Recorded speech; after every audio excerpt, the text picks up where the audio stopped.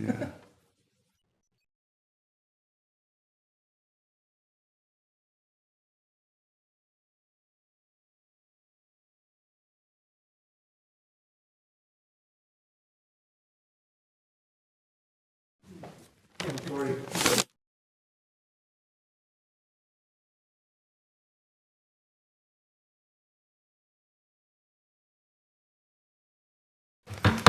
Call to order Public Works Committee. Roll call, please.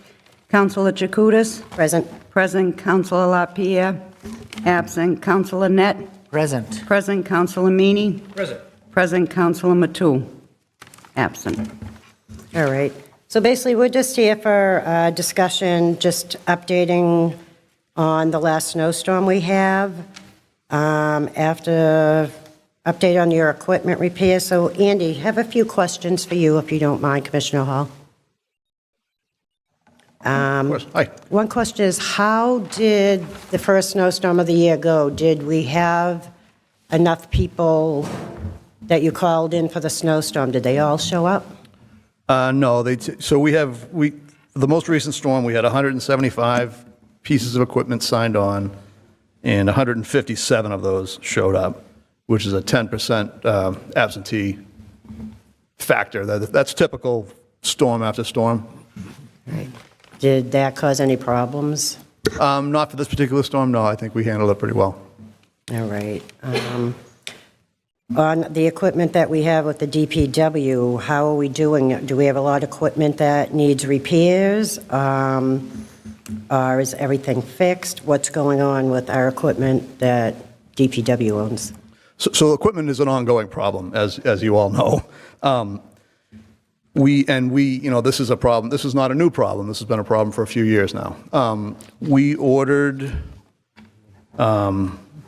Let me start back up to August of this year. So we had our first meeting with the mayor and the relevant parties to the snow removal events back in August, and we meet every 2 weeks, basically, not specifically for snow, but to discuss these types of things.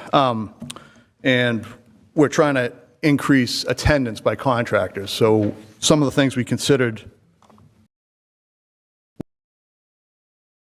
There will be no. Made it through where we did a $20 per hour increase for all contract equipment, as well as we increased the attendance bonus from 5% to 10% to entice more contractors.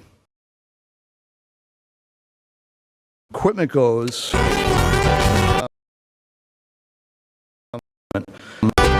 Back in September of 2022, we ordered 3 heavy plows at a cost of $281,000 apiece. The vendor, in March of 2024, 31 months later, said they couldn't deliver the third truck. So, we're scrambling at this point, and we signed a purchase agreement to buy 2 used vehicles to combat that problem, basically. One of which has been delivered, the second of which we're waiting for still. In August of 2024, we ordered a Freightliner, a heavy truck, to replace one of the 3 that wasn't going to be delivered by the first vendor. And that truck was delivered in January, second week in January, basically, and then it was immediately in an accident, first storm, which I'm sure you guys have heard about. Unfortunate, nobody was hurt, but the truck is now out of service. So currently so for tonight's storm, we have 11 heavy vehicles, 1 medium and 2 small sanders, and very likely we'll have one contractor in with a salter as well for tonight's event. Okay. Now, when's it supposed to start snowing? Later tonight into tomorrow? Yeah, our operation's going to start at 10. We'll probably be on the road by 10:30, and I envision it wrapping up. The temperature's going to rise tomorrow, and we expect a little over an inch. All right. I just want to ask any of my colleagues, does anybody have any questions they want to ask the DPW? Councilor Walsh, President Walsh? Yeah, I'm not on the committee, so if the committee members would go first, that'd be fine. Is it okay? I just had a general question, Andy. What percentage of our fleet is non-operational right now? We have 6 heavy vehicles that are out of service right now, And how- one of which has been deemed into retirement by the dealer. They said, don't put another nickel under this thing. So we have 6 that are down. So let's just say we wanted to be at 100%. How many vehicles would that be total? 17 heavies, 2 mediums, and 2 smalls. Okay. All right. Thank you. Can we suspend the rules for a moment and have President Walsh ask a question? I'm also not a member of this committee. Oh, okay, sorry, I thought you were. Commissioner Hall, so in a perfect world, how many heavy sanders does the city of Lynn require? We've done it with as little as 7, but it's not pretty. I mean, so how many would be the number that we would strive for to try to have heavies? I'd like to see 18. 18? And right now, we have 12 working with how many in the pipeline that aren't functioning but potentially could be?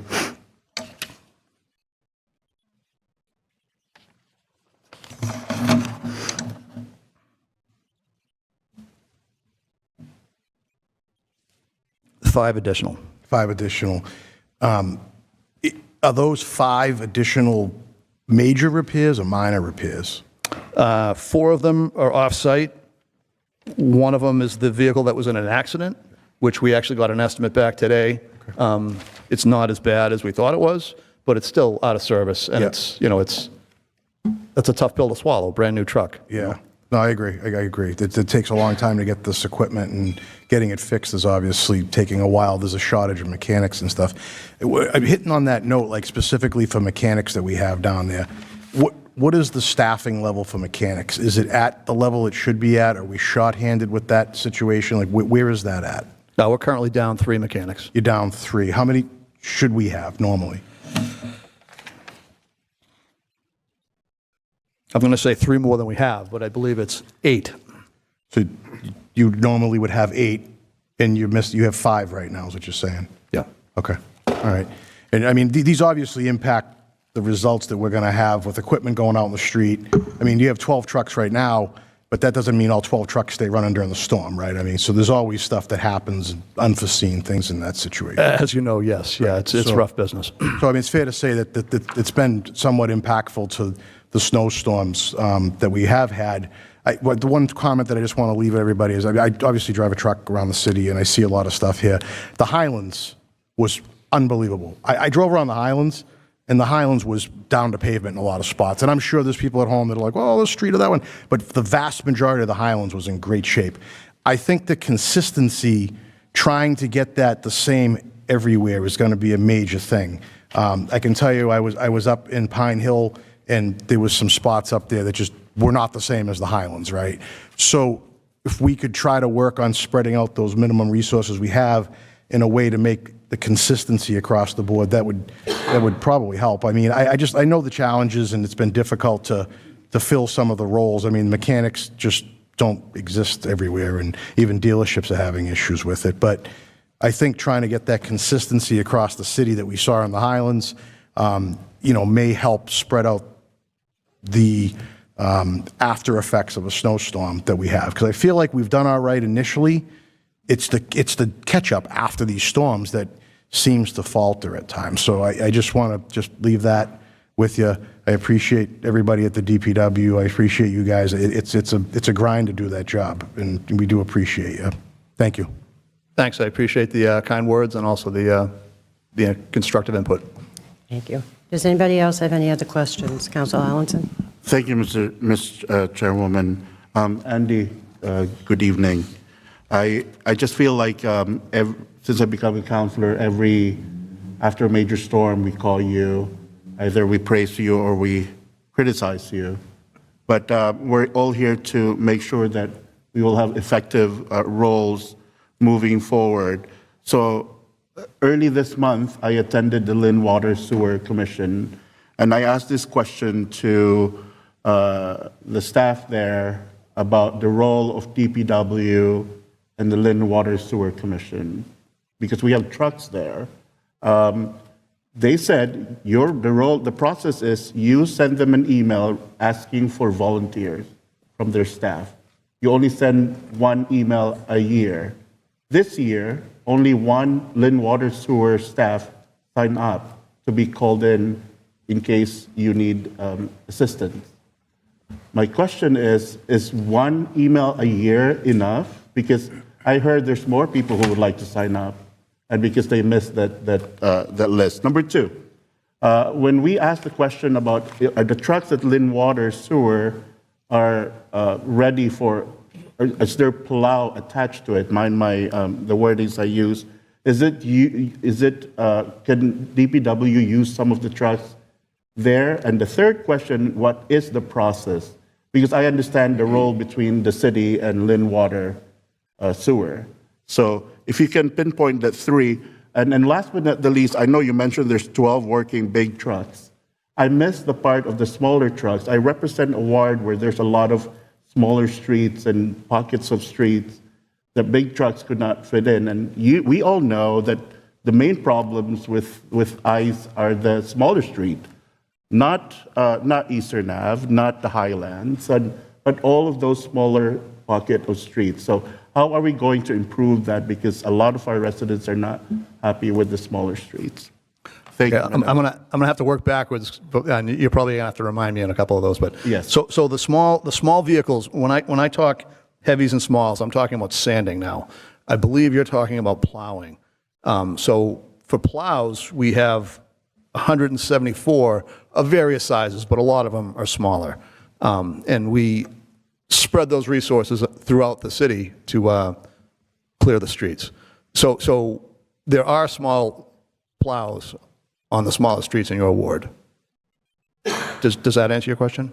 It answers my question, but it takes 2 days before they can actually reach to certain sections of the areas. Don't you believe the third day after the major snowstorm, I still get calls from people about their own streets. So the question now, yes, I understand there are trucks, small, big, medium, whatever. The question is the urgency of the service. Are they there at a certain time they're needed? A lot of them could not even go to work because they're trapped there.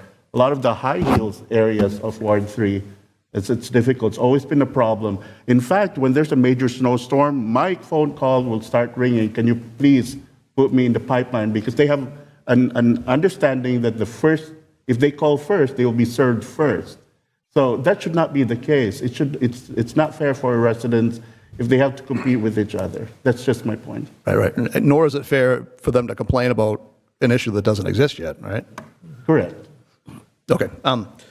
So to answer your question about the Lynn Water and Sewer vehicles, they are not, they have a couple of vehicles, smaller vehicles that are equipped with plows, but they use them to plow at their facilities. They don't plow for us and have not in years with their own equipment.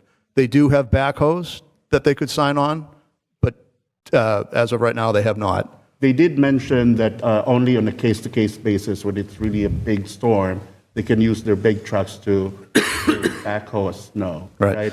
But they are just waiting. The only thing that you need, I'm sending this message to you, is to communicate with them more than once a year, because they've been saying you only communicate with them once a year, and just update those lists, because people might change their mind. They might sign up the next time you send that request. Okay, that's an easy ask. That's an easy fix. I can certainly do that. Yes. Thank you, Madam Chair. All right. Councilor Field, you had a question? Thank you, Madam Chair. Andy, some of the calls that I get and some of the things that I notice and my colleagues notice, when they're salting, it seems like on some of the routes, some of the trucks, that after an extended period of time, it's just salting the center of the street, and for some reason, the spindle, is that something that the drivers are able to recognize and repair as they're out on the route, or is it something that mechanically needs to be done back at Commercial Street? Because I noticed more recently in the past few storms that this has been happening more often than not on certain routes. You can see just the salt going down the middle of the street and it not extending out. And when I reached out to DPW, they said, yep, we're going to have that truck come in and be inspected. So is it something that has to be done only at Commercial Street? Do the drivers not recognize this, or are there route people that recognize this? Because I know all my colleagues do, and I know the residents recognize this. So what you're describing is a malfunction of the sand spreader, salt spreader. And one would hope the operator would notice it, but maybe not. If you see a salter heading down the road, leaving a trail of salt down the middle, please let us know, and we'll haul that truck back to Commercial Street. It's not something the driver can fix generally.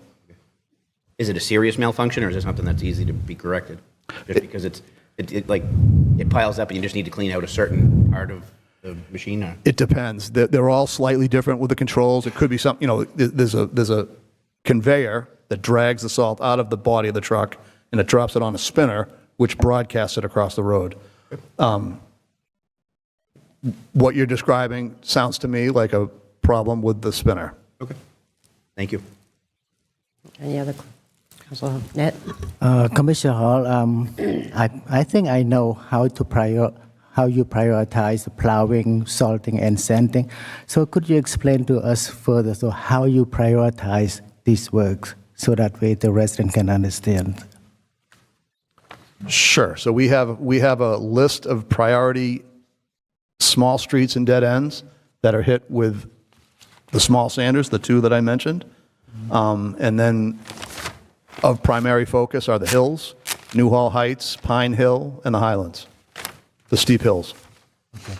So how about sanding and salting, the same thing? Yeah, that's Okay. sanding and salting and plowing. Okay. Thank you. I do have a question, which they were basically answered. One of mine were the sanders. I have noticed driving down the street, this sand's just been in the middle of the street. It hasn't been spread. So Brian said that. But my biggest complaint is after the storm, the cleanup. And I explained for 12 years being on the council, I've told constituents, we do the main streets first, then they go to the side streets. But I am finding some of the side streets after the storm. I know the guys have been out for a long time plowing. Some are going home. If we have a limited crew on after the snowstorm, we're not getting it cleaned up as quick. The smaller side streets, like I might call one of yours and say, hey, they didn't even hit this street yet, or cars can't get down. Is there any way we can have a few extra on after the storm? And I know some of them want to go home, they have to sleep, they haven't slept in hours, but that is where we're getting 90% of our calls is after the storm, that nobody has done anything to their street, or they need it plowed again, or they need a sander back up. Right. So it's something to think about. It's something, I know personally, I get the calls, and I'm sure most of my other, the councilors here get the same calls. Understood, and that's something that we can certainly consider. Any other questions? 'Cause this wasn't bad. We just wanted some information from you. We will have you back again. Okay. Next is basically I want you to look into what do we have for equipment that's been sitting there and we haven't used in months or years, just to get an idea what we have out back in the yard, saying, can we get rid of some of it? Is it worth fixing? If you can start looking into that and then report back to us what we can do with some of these vehicles that we haven't touched. Sure. Okay. Yeah, and I can tell you, without any prep, that we have a fair amount of vehicles that are, have not yet been declared surplus, but will before the fiscal year is up, and we'll have an auction. We do it every couple of years. Otherwise, it's you got to keep these things moving, or it'll become a junkyard down there. Okay. But I can certainly prepare some facts for our next meeting. Right. Perfect. Any other questions? What's the wish of the, oh, sorry. I just wanted to make a comment. We understand that the complaints from the city are a lot louder than the praise, but I do want to acknowledge the hard work and the specific dedication that the employees of the DPW do put in on a day-to-day basis. I appreciate that. Thank you. What is the wish of the committee? Motion to adjourn. Second? Second. All in favor? Aye. Thank you. All right. Thank you, Andy. Thank you, Lisa. Thank you, Judge.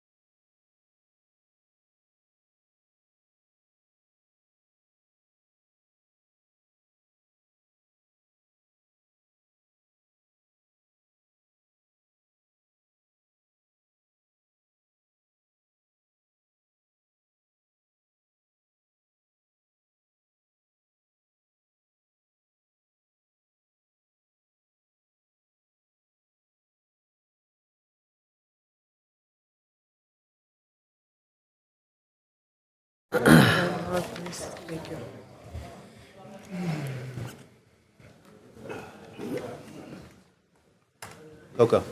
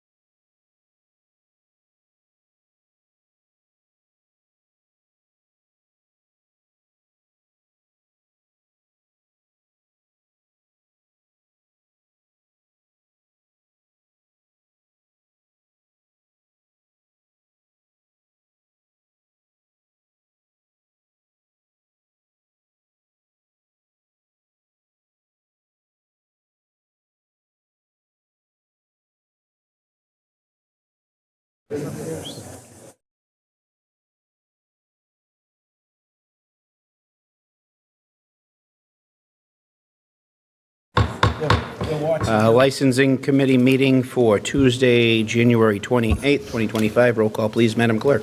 Counsel Field? Present? Present Counsel Hogan? Present. Present Counsel Net? Present. Present Counsel Alansug? Present. Present Counsel Meji Madre? Present. Present. All right, we have some taxi operators. Okay, we have a new taxi operator, Junior Dyson, 1 Kingswood Lane. Dyson. Is that, who's, He's called and said that he is in the DR. he won't be attending, so we have a motion to table? Motion to table.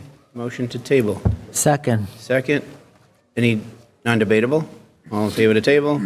Aye. Aye. Opposed? That license has been tabled. Bring some warm weather back, please, Mr. Dyson.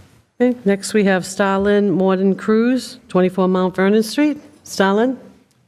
Thank you for being here. What's the wish of the committee? Motion to approve. We have a motion to Second. approve. It's been seconded. Any discussion? None. All in favor to approve? Aye. Aye. His license is ready now, right? Is that true? Pardon His me? license ready now? Yes. Yes. All right. That license is approved and your license is ready in the clerk's office downstairs. Thank you. Okay, we have a taxi operator that was tabled from the last meeting, Hector Lopez, 500 Essex Street. Hector? Mr. Lopez, are you here? Hector Lopez, are you in attendance? Tabled at the last meeting. What is the wish of the committee? Make a motion to table. Nope. Motion. It's already been tabled, Councilor Net. Motion to deny. Deny. Motion to deny. Second. Second, any discussion on denying that license? None, all in favor to deny, yes? Yes. Aye. Opposed, that license has been denied. It was tabled, yeah. Okay, we have extended hour reviews for 61 Franklin Street, D. Carib Restaurant. It was granted on October 15th, 2024, for a 1 a.m. closing for delivery only. Did they make a motion to withdraw that or no? Councilor Chakutis? Do you want to come to the podium? Sorry.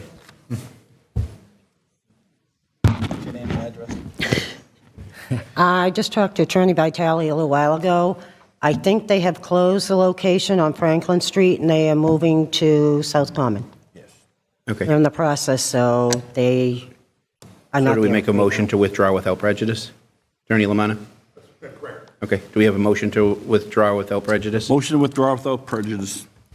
Second. Any discussion? None. All in favor to withdraw without prejudice? Aye. Aye. Opposed? That is withdrawn. Thank you. Thank you, Vice President Chakutis. Okay, we have 364 Linway, Crazy Buzzies. It was granted on 10/29/24, requesting a 3 a.m. closing for takeout only, no dining area. All right, we have any representatives from Crazy Buzzies? State your name and your address, please. 364 Linway, Crazy Buzzies, and my name is Scott Stewart. Councilor Hogan?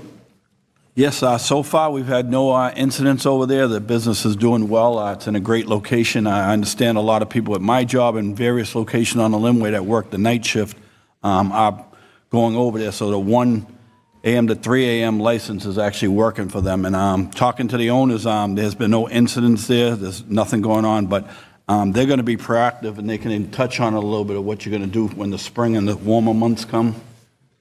Yeah, we're probably gonna put in a detail for the Lynn Police for the late night. Okay. Coming in the spring. Being proactive, good.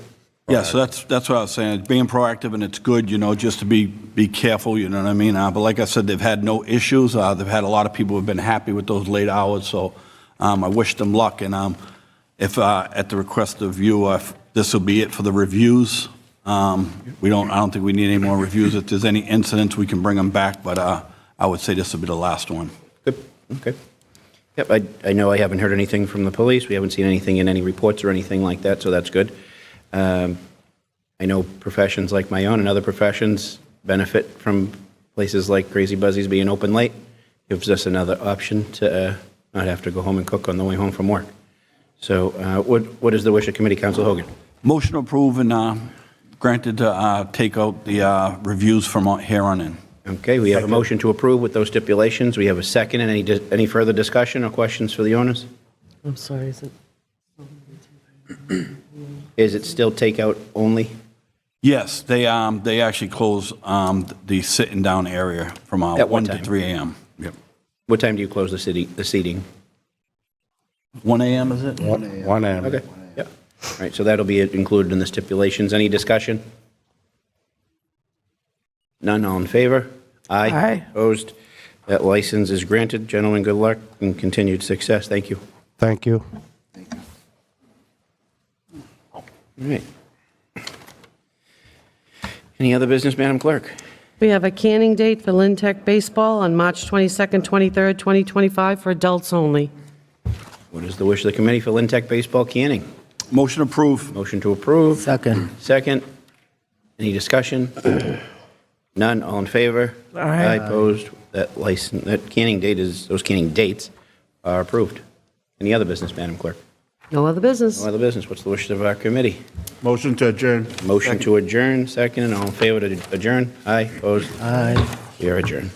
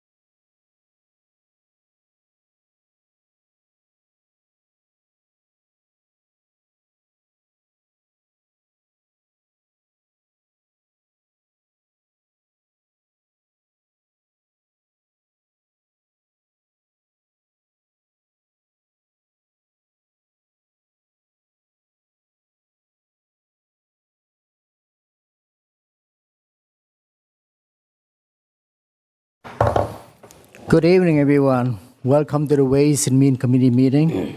Madam Clerk, I call the meeting to order. Please roll call. Counsel Net? Present. Present Counsel Hogan? Present. Present Counsel Chakutis? Present. Present Counselor Walsh? Present. Present Counsel Field? Present. Could you please read the transfers Okay. and appropriations? We have $2,750,000 from free cash to the 195 Street account for a build-out. Mr. Wish Committee, Motion to approve. Second. roll call, please. Counsel Net? Yes. Yes, Counsel Hogan? Yes. Yes, Counsel Chakutis? Yes. Yes, Counsel Walsh? Yes. Yes, Counsel Field? Yes. $2,200,000 from free cash for the LPD LFD Public Safety Dispatch System.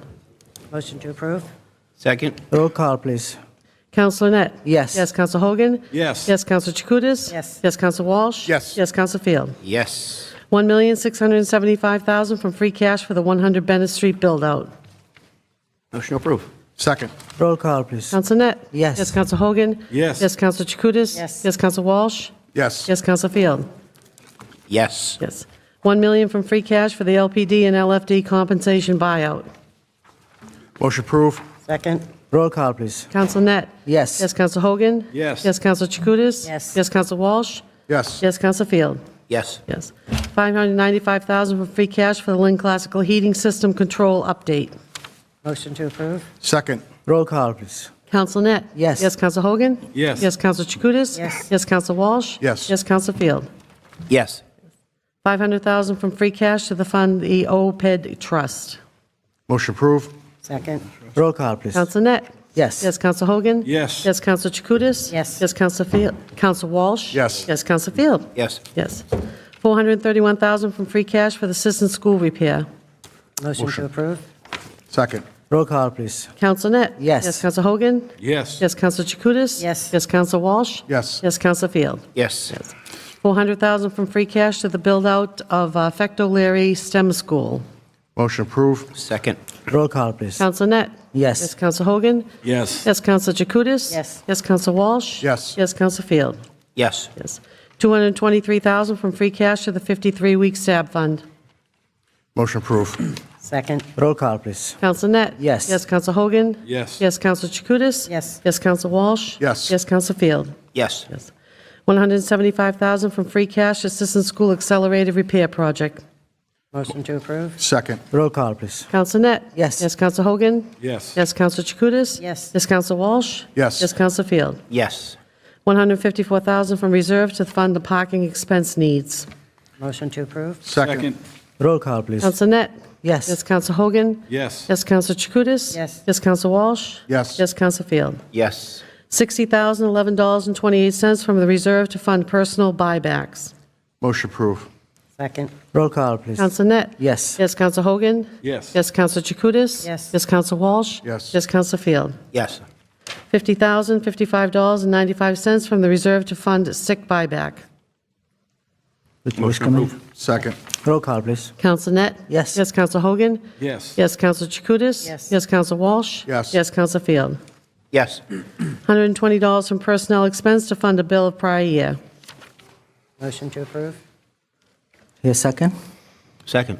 Roll call, please. Counsel Net? Yes. Yes, Counsel Hogan? Yes. Yes, Counsel Chakutis? Yes. Yes, Counsel Walsh? Yes. Yes, Counsel Field? Yes. Certified funds, please. $446,354.29 to the Police Department for the Shannon CSI grant. Motion to approve? Second. Roll call, please. Counsel Net? Yes. Yes, Counsel Hogan? Yes. Yes, Counsel Chakutis? Yes. Yes, Counsel Walsh? Yes. Yes, Counsel Field? Yes. $116,200 to the Police Department for the 2025 Jail Arrest Diversion Program. Motion to approve? Second. Roll call, please. Counsel Net? Yes. Yes, Counsel Hogan? Yes. Yes, Counsel Chakutis? Yes. Yes, Counsel Walsh? Yes. Yes, Counsel Field? Yes. $30,000 to the Police Department for the 2025 Project Safe Neighborhood Program. Motion approved. Second. Roll call, please. I'm sorry, is that right? No, Counsel Net? Yes. Yes, Counsel Hogan? Yes. Yes, Counsel Chakutis? Yes. Yes, Counsel Walsh? Yes. Yes, Counsel Field? Yes. Yes. Okay. $103,600 to the Planning Department for the FY25 Lynn Cultural Council Annual Grant Award. Motion to approve? Approved. Second. Roll call, please. Counsel Net? Yes. Yes, Counsel Hogan? Yes. Yes, Counsel Chakutis? Yes. Yes, Counsel Walsh? Yes. Yes, Counsel Field? Yes. 100,000 to the school department for the FC 0320 FY25 Mass Grad Grant. What is which committee? Motion approved. Second. Roll call, please. Counselor Net? Yes. Yes, Counsel Hogan? Yes. Yes, Counsel Chakutis? Yes. Yes, Counsel Walsh? Yes. Yes, Counsel Field? Yes. 75,000 to the school department for the FCO 322 FY25 Acceleration Academic Grant. Motion approved. Second. Roll call, please. Counsel Net? Yes. Yes, Counsel Hogan? Yes. Yes, Counsel Chakutis? Yes. Yes, Counsel Walsh? Yes. Yes, Counsel Field? Yes. Yes. 18,000 to the school department for the FC 0412 FY25 CTE Partner Round 2 Grant. Motion approved. Second. Roll call, please. Counsel Net? Yes. Yes, Counsel Hogan? Yes. Yes, Counsel Chakutis? Yes. Yes, Counsel Walsh? Yes. Yes, Counsel Field? Yes. 100,000 to the school department for the FC 0348 FY25 Multilingual Newcomer and Homeless Support Grant. Motion approved. Second. Roll call, please. Counsel Net? Yes. Yes, Counsel Hogan? Yes. Yes, Counsel Chakutis? Yes. Yes, Counsel Walsh? Yes. Yes, Counsel Field? Yes. $530,650 to the school department for the FC 0181 FY25 English Learner Education Support Grant. Motion to approve. Second. Second. Roll call, please. Counsel Net? Yes. Yes, Counsel Hogan? Yes. Yes, Counsel Chakutis? Yes. Yes, Counsel Walsh? Yes, Counsel Field? Yes. Last one is orders, We please. have one order pursuant to Mass General Law, Chapter 44, Section 53A. The City of Lynn hereby accepts a gift from Friends of the GAR in the amount of $3,000. The money is intended to commission a needs assessment for the GAR. Further order that the comptroller is hereby authorized to take any and all necessary actions to effectuate the purpose of this gift. Motion approved. Second. Roll call, please. Counsel Net? Yes. Yes, Counsel Hogan? Yes. Yes, Counsel Chakutis? Yes. Yes, Counsel Walsh? Yes. Yes, Counsel Field? Yes. So, any emergency on this, Mr. Controller? No emergencies at this time. No emergency this time. Okay, thank you. What's the rest committee? To adjourn. Okay. I just have a quick second, if I could. Could I ask Jim Lamanna to come up? So, Jim, in light of some things that have been happening here, particularly with the president recently, these grants tonight that we just took in, are they at risk, or is this, we just approved these, but these just might be DOA on arrival, right? Speaking with our financial team, it is possible that some of these grants are passed through with federal monies to the state agencies, and then they allocate it out to cities and towns. So there could very well be grants tonight that were approved that have been halted as a result of an executive order signed, I believe, today. Particularly, I look at the Shannon grant, which has been something the police department's been able to use over the years as kind of like a community policing effort. That's a federal funded grant also, if That is my understanding.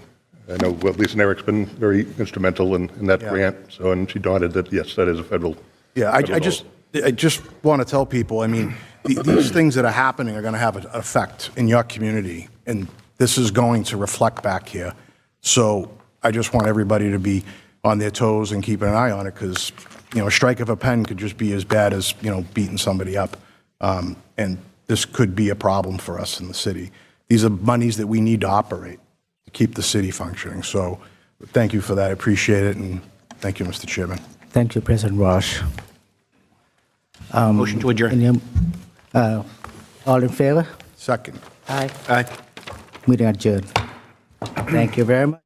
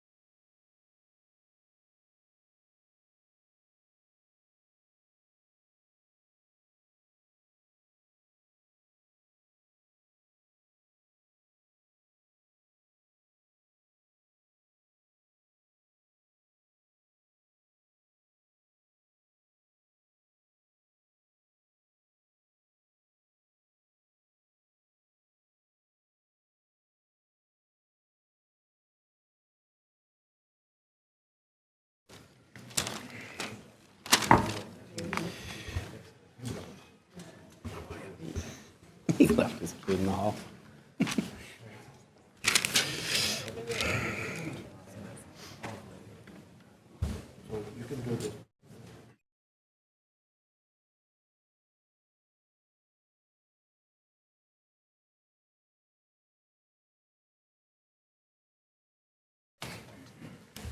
We don't need to do a roll call, right? It's not a full committee. No, meeting, so- nope. Right. Good evening, everyone. Good evening. I appreciate everyone being here. There's some recognitions, certainly, that we like to follow through with this evening, and it's probably a long time overdue, but there's no great day to do it. I know some people are away that couldn't make it that I spoke to, but I see that many of you are here. And why you're here is because you deserve to be recognized. We just completed our 7th season for our Keep Lynn Clean Saturdays. And this initiative,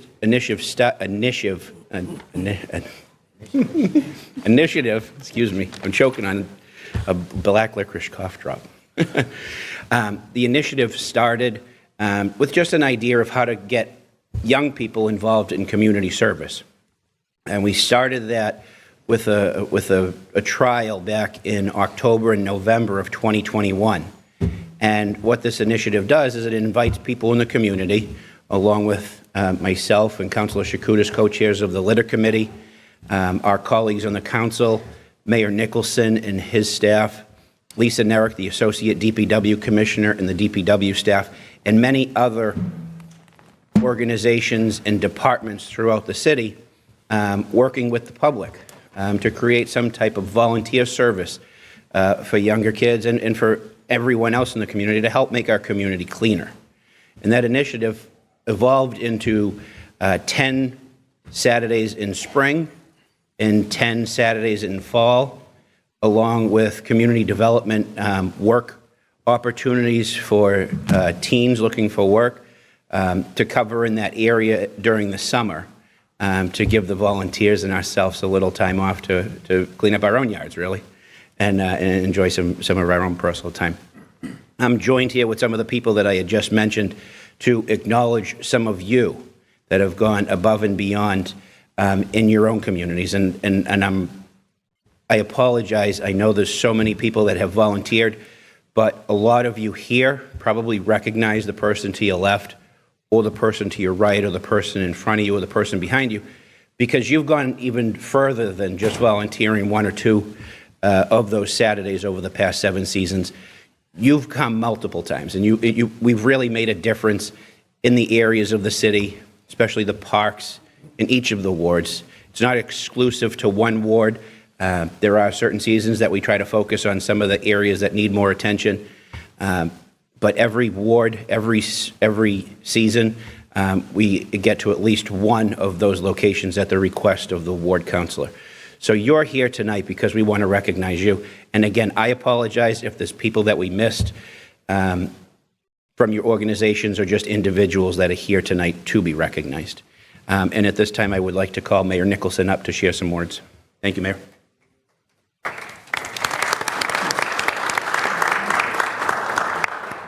Thank you, Councillor Field. Good evening, everyone. Thank you to the council for hosting us this evening. This is such a great opportunity for us to show our gratitude. I'd like to thank Councillor Field and Councillor Chakutis for co-chairing the Litter Subcommittee. do a wonderful job and have shown great leadership. I'd like to thank all the counselors who do tremendous work organizing the cleanups in their ward, helping us find the location, and then showing up time after time and really putting the work in. I really appreciate what you're doing and honored to work with you as colleagues. So thank you to our council. Government, in a lot of ways, is what we choose to do together that we all think is important. And government has its limits. We spend dollars, we appropriate funds, we pass laws, and they can only do so much. And ultimately, you need people that care, that look at our community as a whole and take ownership. And someone seeing something that needs to be done and doing it because it's the right thing, that's real leadership. That is real character, and we have that in abundance in the folks that we are recognizing this evening for the time and effort they have donated to this program, and I really can't thank them enough for stepping up. So on behalf of the City of Lynn, thank you.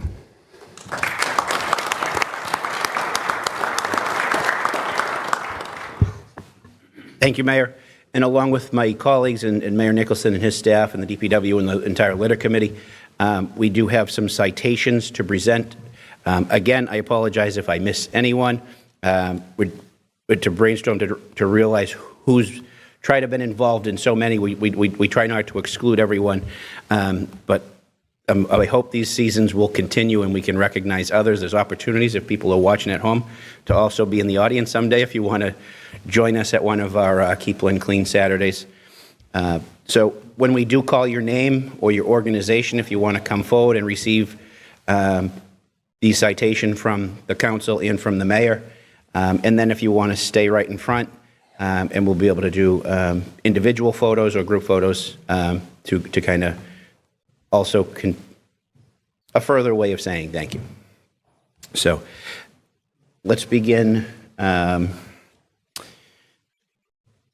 going to start right at the top of my list. I have some notes. I keep trying to add names to my notes as I see people and organizations. I know I spoke to Coach Tristan Smith of the St. Mary's track team. They had a meet tonight, but Coach Smith and his members of his track team have been at multiple events for cleanups, especially on the Commons and other playgrounds throughout our season. So we thank them and we certainly acknowledge them.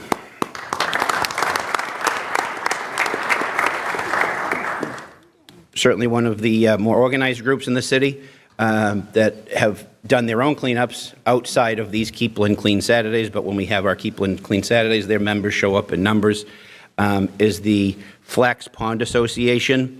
Leslie and Kevin Cole. I see Bill Donahue, Jane Crompton, the now president, and I invite anyone from the Flax Pond Association up to receive your acknowledgement. Thank you so much.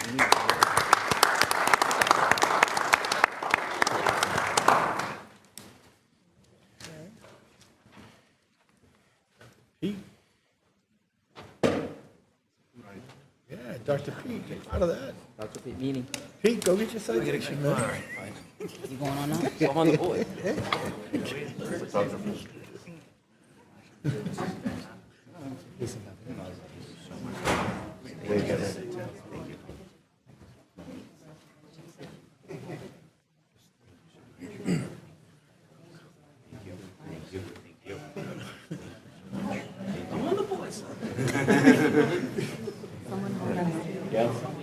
Guys, let's do a quick group photo. Okay. Thank you. For everyone, ready? One. Mayor. Ready? 1, 2, 3. And you're off.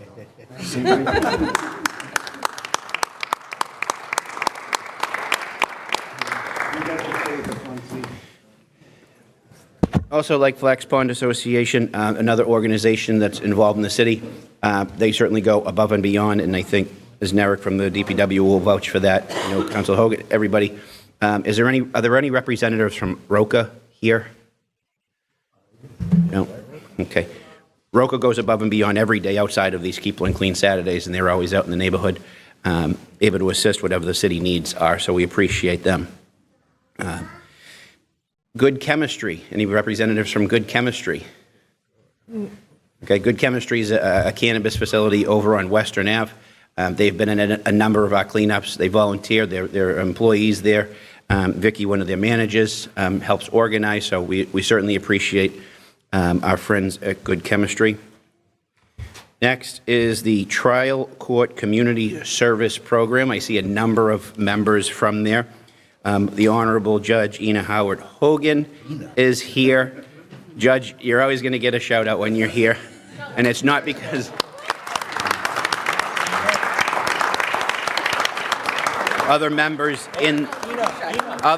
that participate in that program: Lisa Hickey, Joe Panucci, Tom Rosado, John Langone, everybody, Mark Masinko, everybody that you see here, you know, they're there on those Saturdays and help support us in this initiative. So we say thank you to them.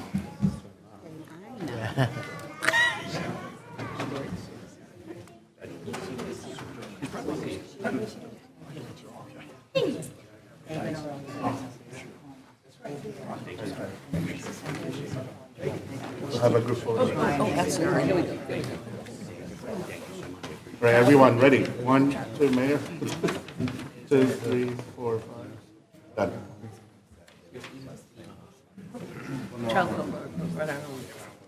Oh, sorry. I get a face for radio. Oh, come on. I'm in. For their newsletter. Thank you. Thank you. Thank you. Thank you. Thank you, everyone. Conley. Robert Conley. The Conley family. I know this gentleman has been to almost every, along with his family. The Conley family is amazing. But Bob, you've stepped up, you know, just like probably more than any of us, to be at these events every week. So we appreciate you, and we appreciate your family. Whoever is with you, certainly come up and be recognized. We appreciate all that you do.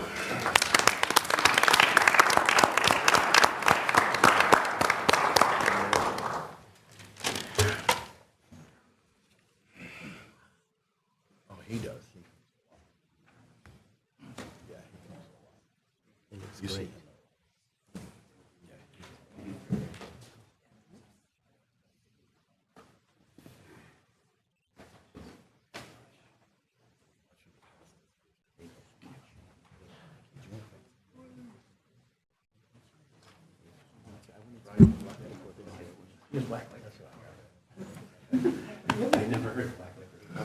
Right, guys, ready? Ryan, 1, 2, 3. Thank you. Thank you.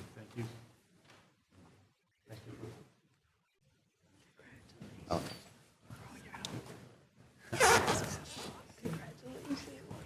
Another organization, I don't know if KIP Academy is here. Is anybody representing KIP tonight? No. I know a number of different groups with KIP Academy. They've been out to our cleanups, especially in the Commons, in other areas in Ward 6 and other areas throughout the city. So we want to acknowledge them. You know, Dr. Alvarez is here. There's so many different organizations through Lynn Public Schools. So thank you, Dr. Alvarez, for, please pass along our thanks to all the organizations, too many to name, throughout the Lynn Public Schools, and individual students that just show up on Saturdays just to put in some time, even without the requirement of the community service. So we certainly appreciate that, and through you, thank you to everybody.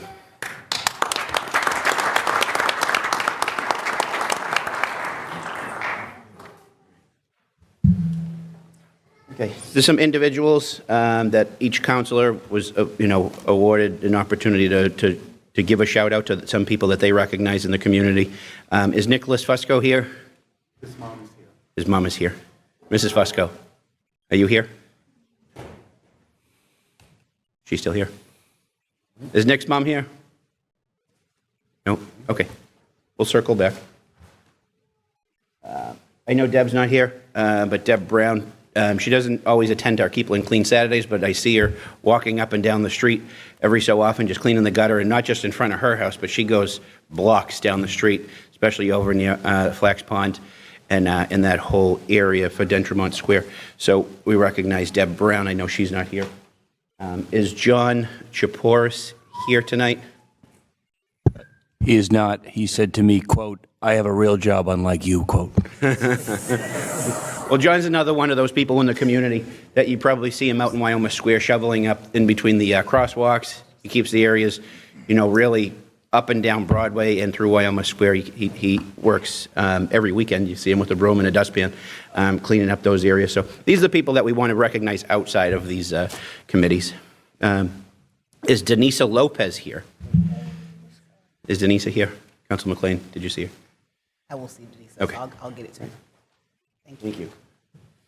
Another person that is there probably more than myself and many of our colleagues, Scott Williams. Scott,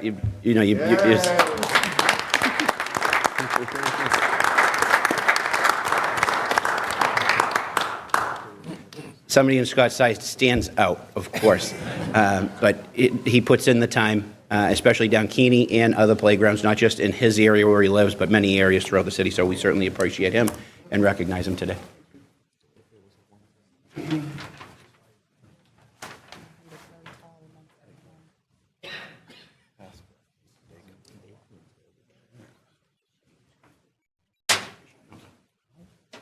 All right, photo. Scott, everyone, Mayor. Scott, show that. 1, 2, 3.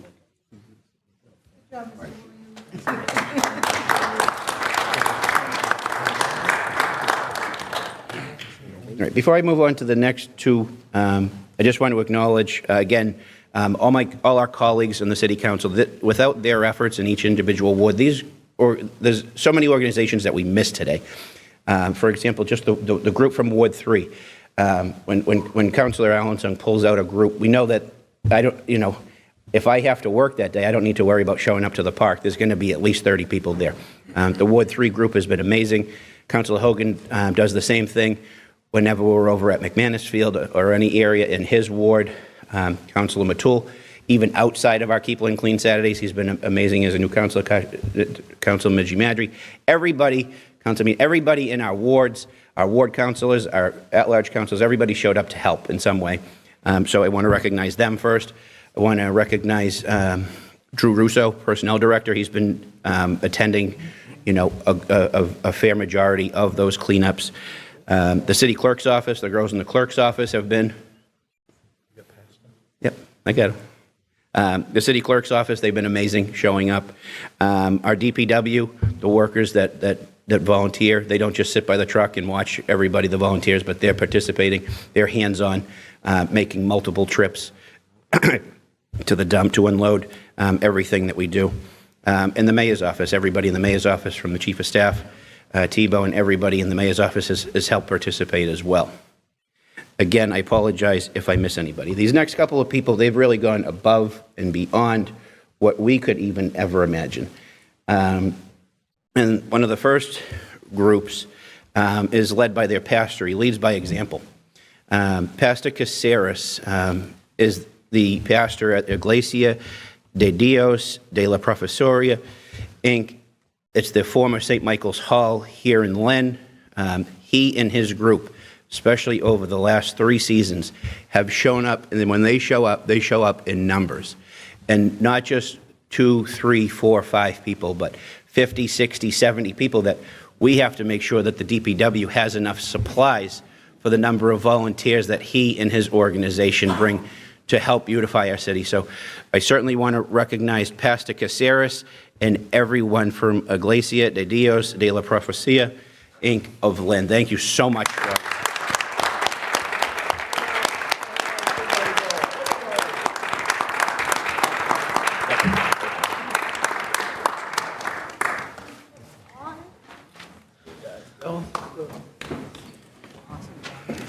How are you? Hey, welcome to have You both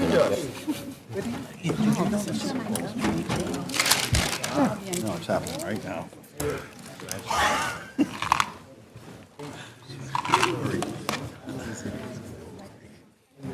Yes. Now we're all going to get up. Thank you.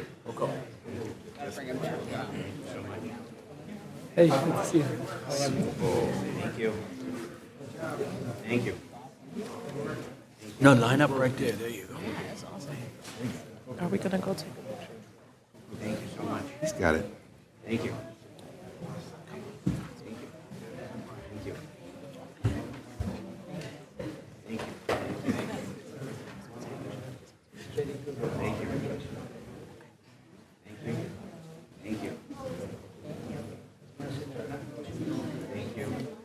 Right, you're not gonna get in the picture? Yes. How you doing, all right, buddy? Good, we're good, yes. Just trying to keep my the vest tonight, yeah. My head above water, Council. We'll do this and then we get Henry. This leads into Henry. Yes, he did. Good? Pray, this is your wood. Your wood, you didn't you? Huh? This is your wood. I know. Can I take it for you?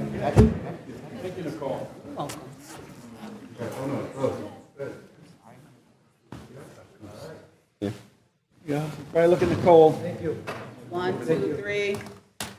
One more. Thank you.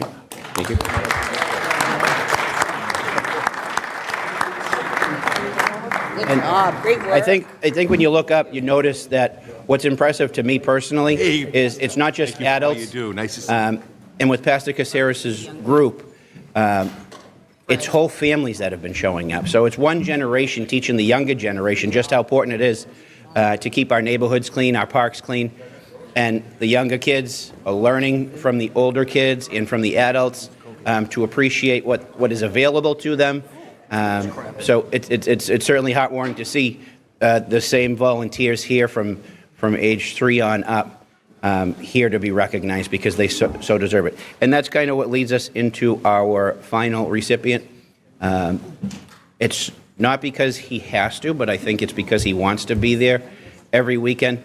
And I acknowledged Mayor Nicholson earlier on, and I want to think that Mayor Nicholson wants to be there every Saturday. He's almost there every single Saturday unless he has a prior obligation.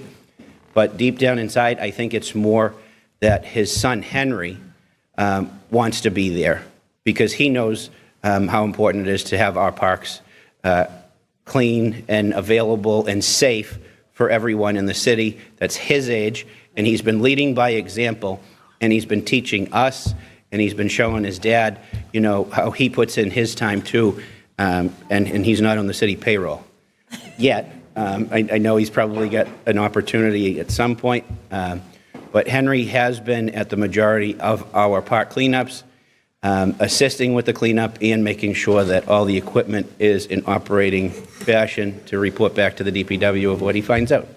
So last but not least is Henry Nicholson.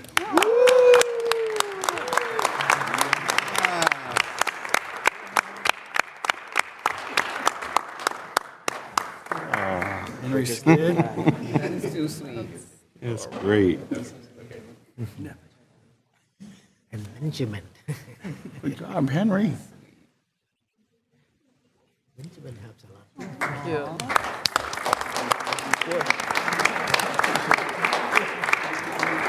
Got his first citation before Field. Field never got one. No, he never has. Thanks, Henry. Want to take a picture with Dad?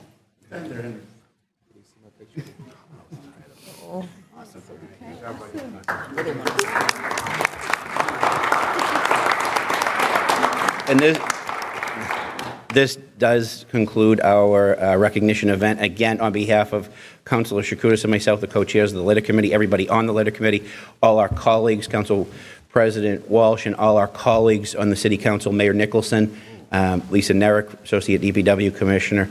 Thank you all so much for everything that you do each and every Saturday to help us out and every day, to just help a little bit to make our community just that much cleaner for the people that live here, for the people that visit here, for the people that work here.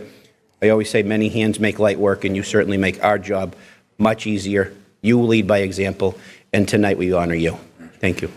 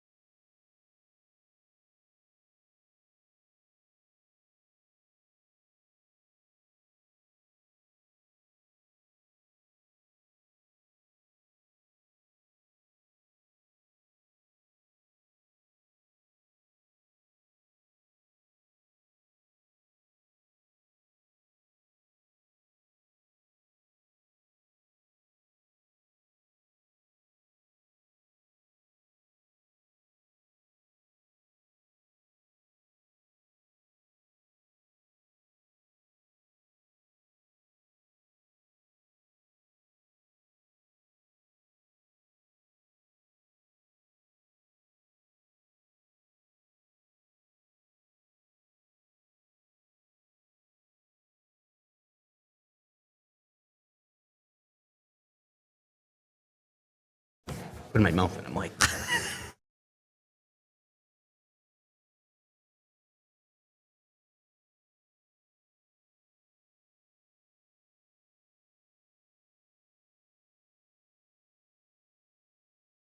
I just get nervous all day, all week. They needed to be recognized. Daphne is here. Hope it encourages others. I'd like to call the Tuesday, January 28th council meeting to order. Roll call. Counselor Allensug? Present. Present. Counselor Chakoudas? Present. Present. Counselor Field? Present. Present. Counselor Hogan? Present. Present. Counselor LaPierre? Present. Present. Counselor Matul? Present. Present. Counselor McLean? Present. Present. Counselor Meany? Present. Present. Counselor Meji Madre? Present. Present. Counselor Net? Present. Present. Counselor Walsh? Present. We all rise for a moment of silence followed by the Pledge of Allegiance. And if I could, my mother-in-law, Sandy Marston. Also, Mr. President, the family of Dolores Boyd. Mr. President, if we can remember the Hoffman family and the brother of Councilor Allensung.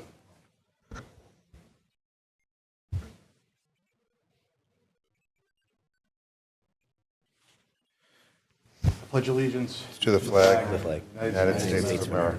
To the republic which stands one nation, under God, indivisible, with liberty and Justice for all.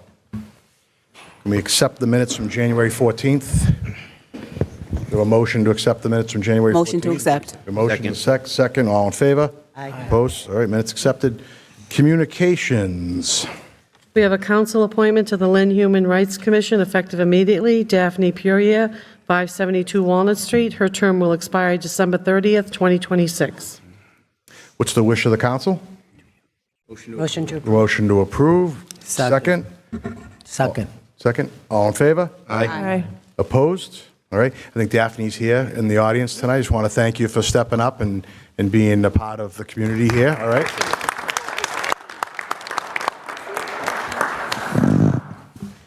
Communications. We have a communications from His Honor the Mayor.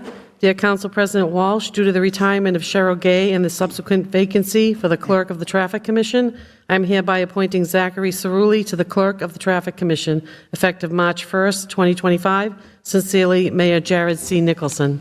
Motion to approve. We have a motion to approve. Do we have a second? Second. Any discussion? Roll call. Councillor Allensug. Zachary Cerulli. Councillor Chakoudas. Zach Cerulli. Cerulli. Councillor Field. Zachary Cerulli. Cerulli. Councillor Hogan. Zach Cerulli. Cerulli. Councillor LaPierre. Zach Cerulli. Cerulli. Councillor Matul. Zach Cerulli. Councillor McLean. Zach Cerulli. Cerulli. Councillor Meany. Zach Cerulli. Cerulli. Councillor Meji Madre. Zachary Cerulli. Cerulli. Councillor Net. Zachary Cerulli. Cerulli. And Councillor Walsh. Zachary Cerulli. Congratulations. All right. Is he here tonight? No? Anybody here? He is. Downstairs working? Okay. All right. Public hearings. Okay, we have one public hearing on a home rule petition to allow attendance at career technical education classes for day or part-time classes to students at least 13 years of age. Is anybody here in favor of this? Come on up.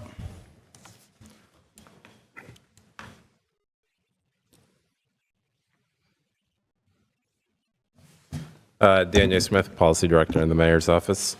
Thanks to Council President Walsh and members of the Council for considering this request.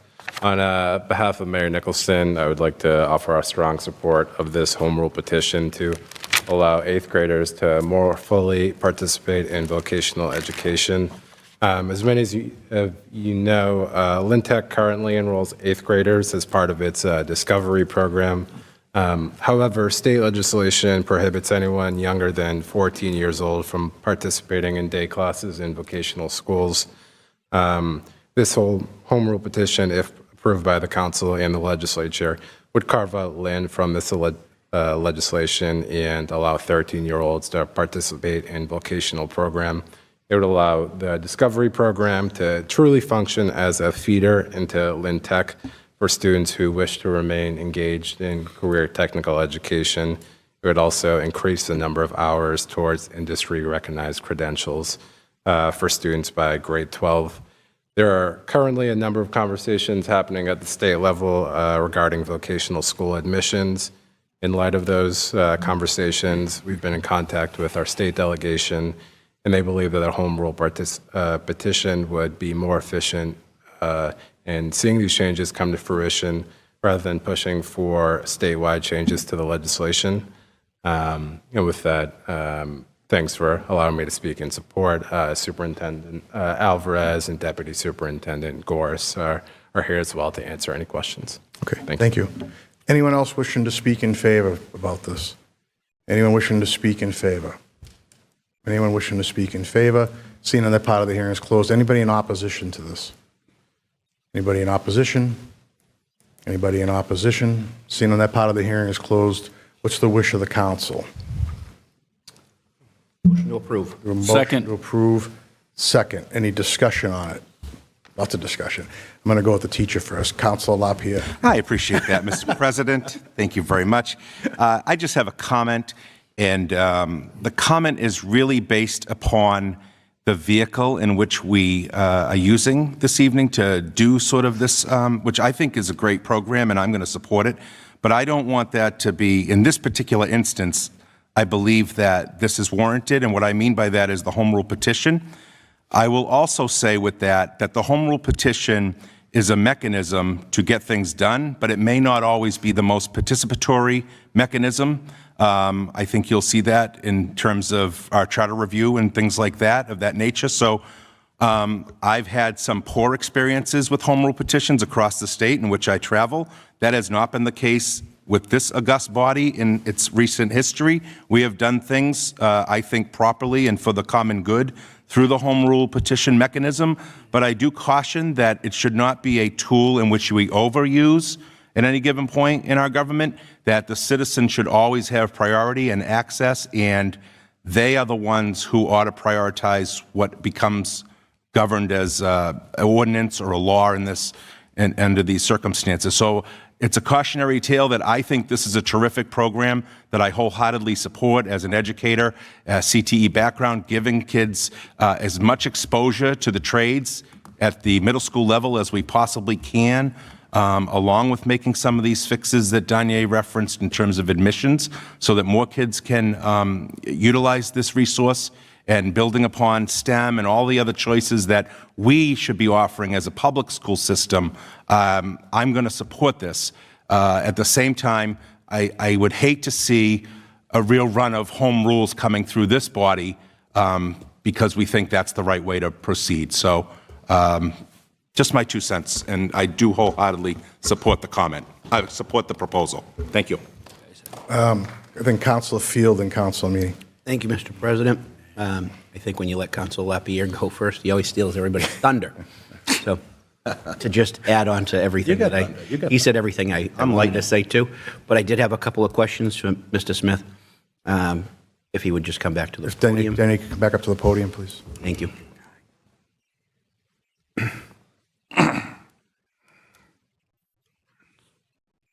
Thank you, sir.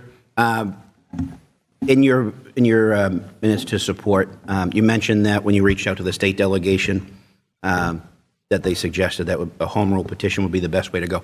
Do you know how many other communities have already gone through a home rule petition to support other programs like this in the state? And do they give any reason why they didn't think it would move forward too fast, and that's why we should be doing a home rule petition? As for the other communities that have went this route, I'm not familiar with any right now. I think the feedback was more so there's, as Councilor LaPierre mentioned, there's a debate going on with the Department of Elementary and Secondary Education and a lot of advocacy groups around vocational school admissions.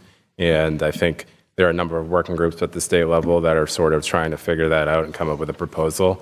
And I think the feedback was that while that's happening, I think it'd probably be unlikely to just look for this small change within the legislation rather than look for the sort of broader change. And nothing indicating that it's more a liability issue with the age, with the lower age, correct?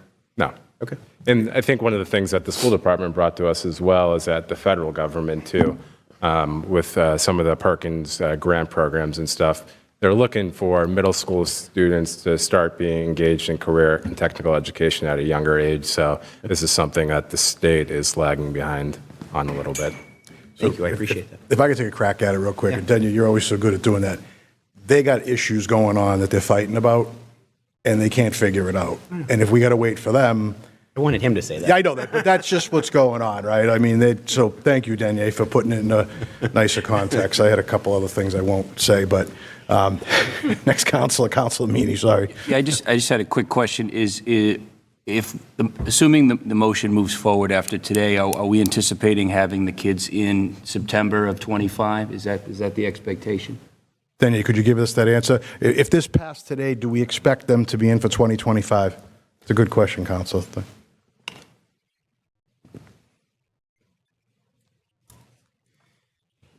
As with the home rule petition, I think we're very much moving at the speed of the legislature.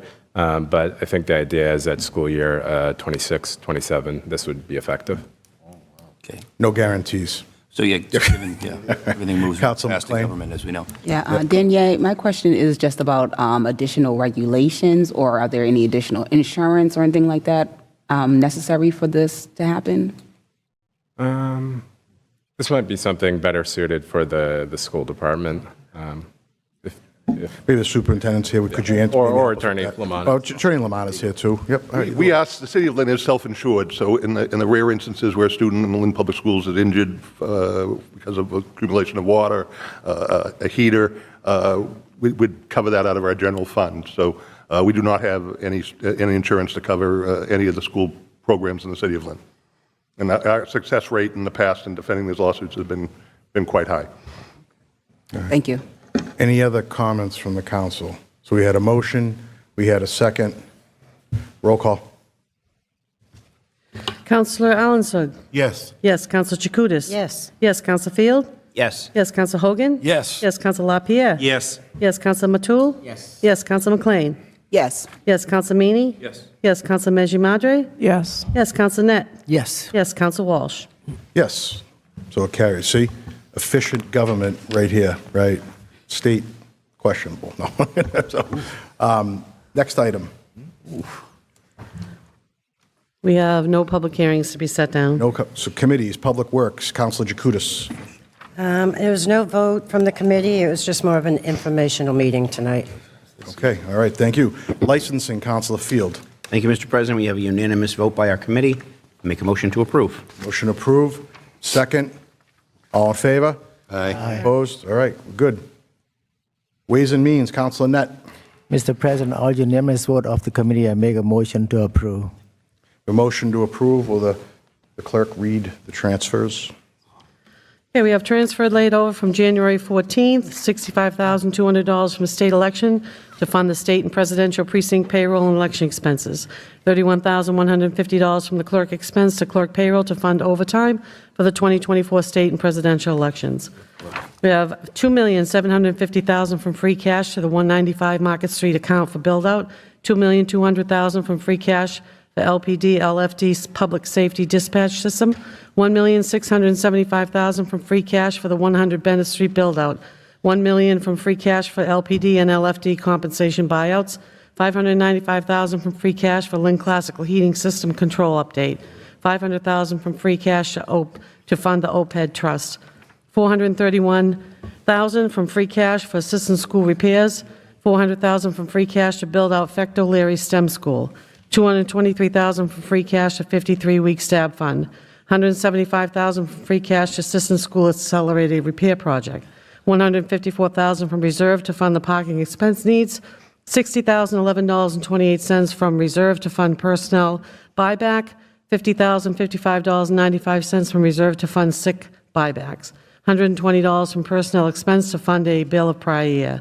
Certified funds, $446,354.29 to the police department for the Shannon CSI grant, $116,200 to the police department for the 2025 jail arrest diversion program, $30,000 to the police department for the 2025 Project Safe Neighborhoods program, $103,600 to the planning department for the FY25 Lynn Cultural Council annual grant award, $100,000 to the school department for the FY25 Mass Grad Grant, $75,000 to the school department for the FY25 Acceleration Academic Grant, $18,000 to the school department for the FC 0412 FY25 CTE Partners Round 2 Grant, $100,000 to the school department for the FY25 Multilingual Newcomer and Homeless Support Grant, $530,650 to the school department for the FY25 English Learner Education Support Grant. And finally, we have an order pursuant to Mass General Law, Chapter 44, Section 53A. City of Lynn hereby accepts a gift from the Friends of the GAR in the amount of $3,000. The money is intended to commission a needs assessment for the GAR. Further ordered, the comptroller is hereby authorized to take any and all necessary actions to effectuate the purpose of this gift. That's it. All right, that's a motion to accept, Council Annette. All right. Budget approved, yes. Do you have a second? Second. Any discussion? Roll call. Counsel Allenson? Yes. Yes. Counsel Chakutis? Yes. Yes. Counsel Field? Yes. Yes. Counsel Hogan? Yes. Yes. Counsel LaPierre? Yes. Yes. Counsel Matul? Yes. Yes. Counsel McLean? Yes. Yes. Counsel Meany? Yes. Yes. Counsel Meji Madre? Yes. Yes. Counsel Net? Yes. Yes. Counsel Walsh? Yes. Is there any emergencies in those, Council Annette? This was no emergency vote, Mr. President. Thank you. Okay, all right. Any other new business under that? It was it, right? I think that was it. Yes, sir. All right. I just want to say, just real quick, because I said it in the committee, that there's a lot of money that we take in to run the city from the federal government, and tonight is no exception. There's some stuff in there that has pass-throughs through the state components, and some of that stuff potentially could be in jeopardy with some of the executive orders that we've seen recently. You know, this is real dollars that we use to fund the city, for people that we represent. You know, and I know there was a challenge to it, so I think it's kind of hung up. But I just want everybody to be aware this is a real situation, and we're on it. But this is real dollars. The Shannon grant, particularly, is a policing grant that we use, and I think it's a great program. So I don't know, just keep your ears on, I guess. All right. Any old business from anybody? No old business. We got some new business. I'm going to bring Jim Lamar, the city attorney, up. So the City of Lynn and a number of other communities received an open meeting complaint. Our investigation reveals the Salem City Council has sent an email individually to numerous elected officials across the state, asking them to sign on to a letter to Governor Healy about our state shelter system. Some councilors in Lynn and many other communities signed this letter.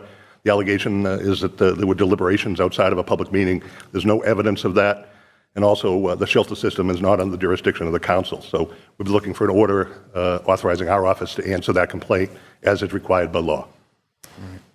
Do anybody want to make Make that? a motion for the city solicitor's office to issue a letter in response to the complaint. Because of a motion. Second. Second. Any discussion on this? Council Allenson. Thank you, Mr. President. Attorney Lamana, this really concerns not only me, but elected public officials in general, because we always get letters here and there. It's just the norm of us getting signature, asking for a signature in support of a lot of things. Does this mean that we need to be? Does this mean that every time we sign a document or enter our names there, we will expect some sort of a complaint for public open meeting laws? Or this is just more of I'm looking for the word here, like, yeah, like an opportunity to like rattle us, because this is a topic that is not favorable to other people. If I will say. In my tenure, I've never seen a similar complaint here. This is not an open meeting violation in the sense it has to be a matter under the jurisdiction of the city council. We're all asked to sign nomination papers. The fact that everyone in this room may have signed a nomination paper does not mean that there was a violation of an open meeting law. Each of you can make a decision on your own whether you want to support a particular issue or not support a particular issue. And in this particular case, some councilors chose to sign this letter to Governor Healy, some did not. But we can't stop someone from filing an open meeting complaint. But here, there's no basis in fact or law to support this claim. So in layman's term, because there was a complaint, the city needs to answer the complaint, period. Correct. Right? Within 15 days of the receipt of the complaint, the council has to put it on the agenda to discuss the complaint, which we complied with that today. And then thereafter, we have to respond to both the complainant and to the Attorney General's office, who oversees the open meeting law. And last question, so all other cities, because there's gazillion of city councilors there from other towns and cities, their own municipalities are required to answer the same, correct? To comply with the open meeting law, it has to be discussed at an open meeting of the board, which we've done tonight, and there also needs to be a response. So hopefully every other city is doing that. But in order to avoid an open meeting law violation for not responding properly, this is the advice that we're giving the council. Thank you, Attorney Minor. I have no questions, Mr. President. All right. Any other questions from anybody? So we have a motion, we have a second. We're going to do a roll call. Roll call. Counselor Alanson? Yes. Yes. Counselor Chakutis? Yes. Yes. Counselor Field? Yes. Yes. Counselor Hogan? Yes. Yes. Counselor LaPierre? Yes. Yes. Counselor Matul? Yes. Yes. Counselor McLean? Yes. Yes. Counselor Meany? Yes. Yes. Counselor Meji Madre? Yes. Yes. Counselor Net? Yes. Yes. Counselor Walsh? Yes. Carries. Any other new business? We have a presentation, I think, from Urban Forestry. Erica Holmes is here tonight. You want to come on up? How you doing?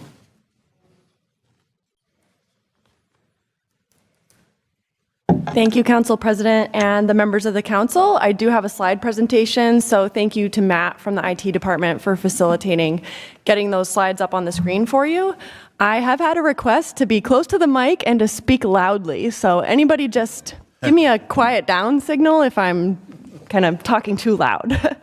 So my name is Erica Holm. I work here in City Hall in room 204 in the planning department. I started in June of 2024. And I'm really excited to give you an update on the work we've completed so far on about $600,000 worth of urban forestry work. So we're here to talk trees. Now it's time for the fun stuff. So while Matt gets those up, I would just like to invite you all to visit our lynncommun.com/urban-forestry website that we were able to make. We've had over 1,500 visitors to that website, which I think is an impressive amount since June. We also have several projects that we've started, including the Lynn Tree Committee. I have a slide about this later, but we have had over 66 attendees and 70 hours of volunteer time in that group. So please join us. We meet monthly, we record our meetings, and we really want to hear from people in these settings. Matt, could you go scroll to the next slide? This is my contact information. I really would invite all of you counselors and members of the public to give us a call, shoot me an email, come down and have a chat. I'm always excited to talk about trees at length. You can go to the next slide. So this is not the city of Lynn's first rodeo when it comes to street trees and public shade trees. This photo from 1898 shows that we've been modifying the ground in urban areas, but we still had shade trees lining the street. This is Western Avenue at Minot Street. You can see it on the sign in the on the post on the right side of this picture. And those are likely American elm trees that used to line our streets and provide significant canopy shade over those sidewalks and the road. Unfortunately, we had an invasive pest, the Dutch elm disease, which killed that species. So that factors in later when we're talking about what to do next for replanting. You can go to the next slide. This is the same place in 2024. So you can see that we're trying to replant our street trees so that we can cool our streets down. Buildings do provide some shadows. It's not the same quality of shade that street trees will provide. So this is an example of public shade trees, which are the trees that line our public rights-of-way and are protected by a state law called MGL Chapter 87. Next slide. So why are we trying to do this? Trees do a lot more than most people will think about in their daily life. They create the neighborhood. They bring everyone together. They filter the air. They filter the water. They make us feel better. This is kind of a scientifically shown thing that they reduce crime rates. They slow down traffic. They add real estate value to your properties adjacent to these trees.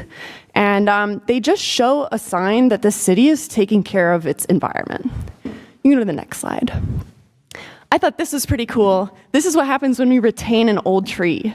So in 1898, again, there's some folks in that picture by Goldfish Pond. Special shout out to the Goldfish Pond Association. Thank you for meeting me out on the site to take a look at these trees, which we now can estimate are 150 years old. Next slide, please.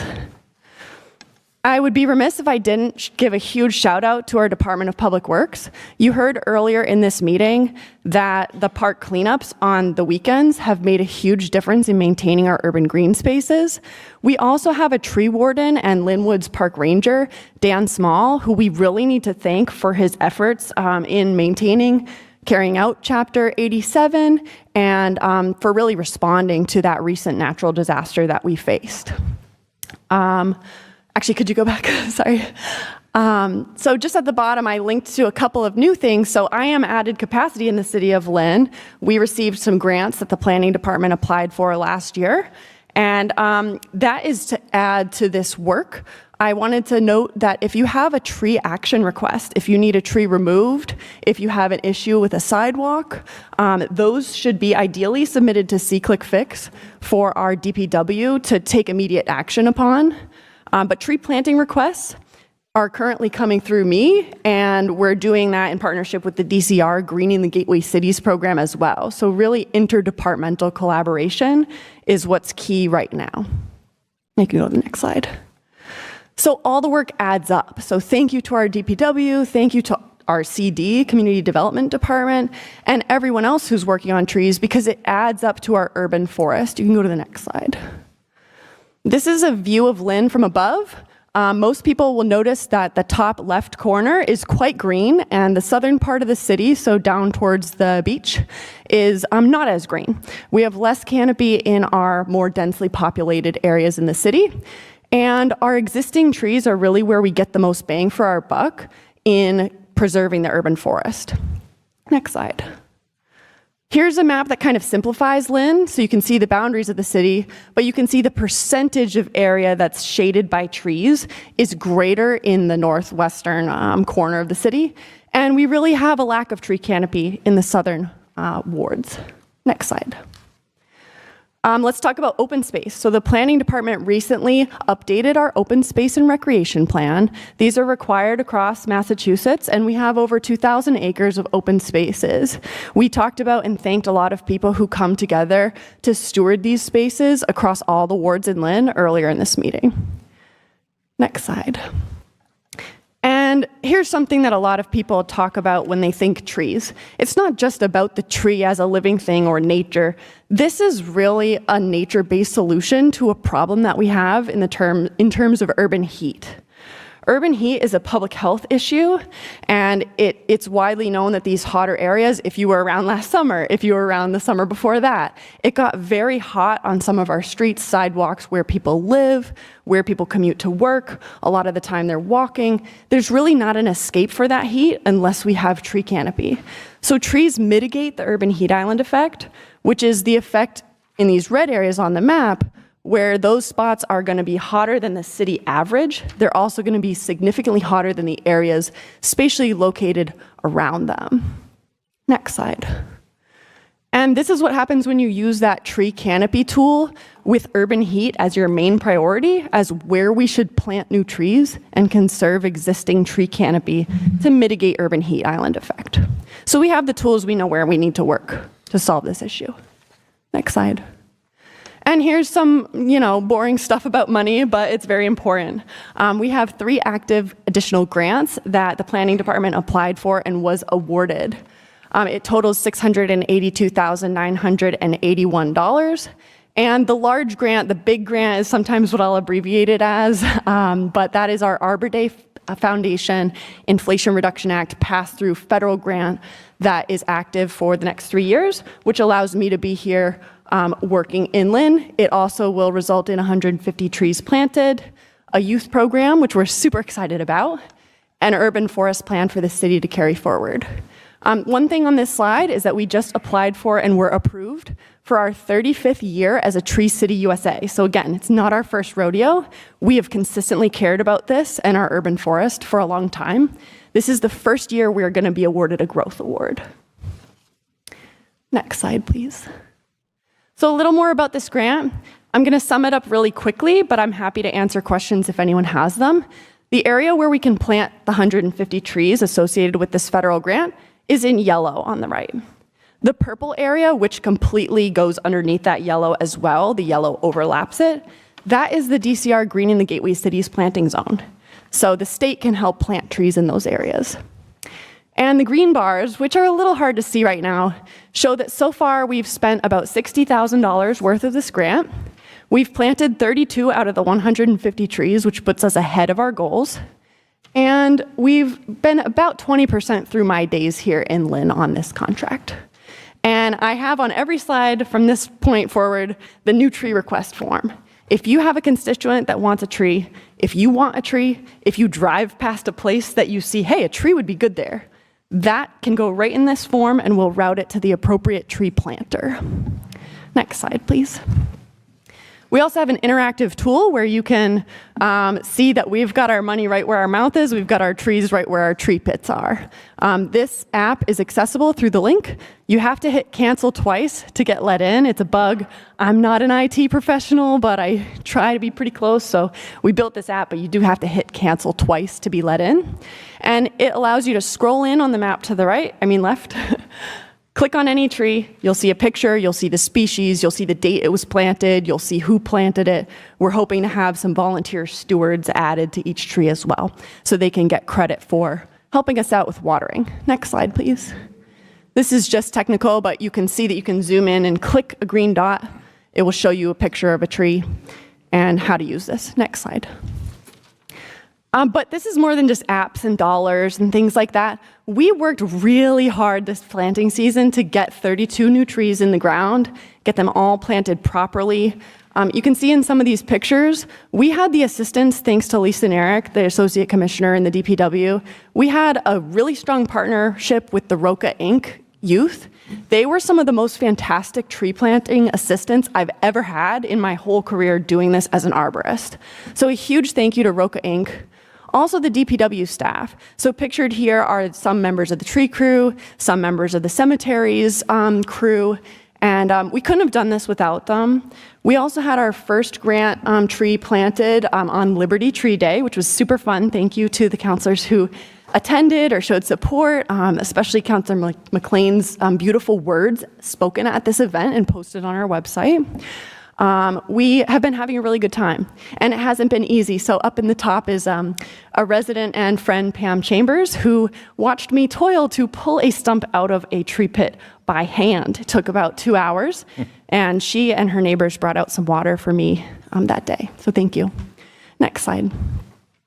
This is our $123,981 state implementation grant. We just had a site walk this morning to find some additional tree pit expansion opportunities with the DCR, Greening the Gateway Cities, foresters. So some of you may have worked with Dave and Mark before. They were out there this morning, and we looked at Beacon Hill Avenue, we looked at Union Street, we looked at a bunch of different places this morning, so I'm not going to list them all. Next slide, please. So some folks wanted to know what goes into planning for planting. It's a lot more complicated than it seems, but it's not a daunting task when you have some folks around to help tell you what their goals are, what they might like to see, and where they might like to see it. So we do a lot to follow the right tree, right place concept. We don't want to end up with tons of American elms that are susceptible to Dutch elm disease in the future. We don't want to end up with a bunch of ash trees that are susceptible to the emerald ash borer in the future. We want to think about biodiversity and resilience of our urban forest. Next slide, please. So here's our 107 requests for trees that are in the queue right now. It's amazing that we have over 100 different requests for different addresses that want street trees, and we're going to work through this list starting in spring 2025. Next slide, please. On the not so great news, we did have a tree health survey performed. This was our $9,000 challenge grant, and we identified 205 trees that need another look from our tree warden because they may be trees of concern. An important part of urban forestry is to remove a tree that might not be in the best health now so that we can plant a new tree sooner and it can grow and be maintained into a good structure, canopy tree, faster than if we take no action. So another thank you to our DPW. They will be working really hard to prioritize and plan what we do with this survey. Next slide. This is the best part. So I saw some youth earlier, I heard some exciting things about continuing technical education. This federal grant that we have had a goal of engaging 150 youth. We've almost doubled that, and that was a goal for the 3 years, and it's only been about 20% of 3 years. So we've been in the Lynn Public Schools. We've made a new website where we just launched applications for high school youth to be paid to work with us directly on our urban forest plan. That is super exciting. We're hoping to pay 2 school year Lynn Public Schools high school students, so it is competitive, from February to June of this year, so starting soon. We'd like to pay them $18 an hour to work with me and get mentorship. We'll do employability. We'll help them with their resume, even if they don't want to be an arborist, because not everyone does. We will help them advance their careers. Next slide, please. This program that I'm talking about is $72,000 of our federal grant. And these were some of the goals that we had set forward, including a curriculum that's based on a real credential that students can work towards. That's called the Certified Urban Forester Credential. It takes years to get this, but if a student is interested and wants to help their community, there's not really a better way to do it. Next slide, please. But it's not just youth. I mentioned at the start while we were loading the slides that we have a fantastic group of individuals, some of whom have come to every meeting. Thank you, Susan. We have some attendees who are really committed to coming and learning, listening to me talk. I know it's a long slog, and also sharing their opinions. So we would like to actually thank those folks for their 70 hours of time. That helped directly in getting our growth award this year. So thank you. Next slide. Now I have a thank you here. Can you go to the next one? All right, I added this at the last minute. I really hope that's okay. But we activated a new tool on our website where you can share a story about a tree or a group of trees that might have been important to you. Or maybe you didn't like the tree so much. We want to hear people's personal stories about trees, and we have a place to do that now. You can go back to the thank you slide, and I'll take questions. Thank you so much to the council, and back to you, Council President Walsh. All right, thank you for that. Any questions from the council? I know Council Meany's going to ask you about some trees he's interested in, right? Well, first and foremost, I noticed that Ward 1 was being seriously neglected with the trees. No, I'm just kidding. We would never neglect Ward 1, any ward. I did have a question. So a couple things. First, would you be willing to email the council the form or the link to like plant a new tree? I am very pro-tree. And then I don't know if I heard this correctly. Did you say that trees actually decrease crime? Yes, to both questions. So yes, I'll share the link out, and I can elaborate on it, but I'd have to get back to you with a link to the actual research. But well cared for, well-maintained trees in your community have a definite link to crime reduction. How many of your trees to replace a cruiser? Any other questions from the council, from anybody? Oh, well, thank you for coming here tonight. This is obviously important work. Thank you. Thank you. I just want it to be known, Dr. Meany, that Ward 7 got a lot of trees, and most of Lynn Woods is actually in Ward 7. So, all right. Attended the meeting. Yep. Any other new business from anybody or anything tonight? I actually do. Oh, Council McLean? One thing. I wanted to make a motion to add public comment to our agenda for the city council meetings, maybe one meeting a month, time restricted, of course, for public comment, because it's been coming up a lot from the residents. I would ask to have a discussion about that before we add anything Absolutely. to the agendas. All right, thank you. Wish of the committee, the council, sorry. I would like to make a motion to adjourn, Mr. Adjourn President. the meeting. All in favor? Bye. Adjourn.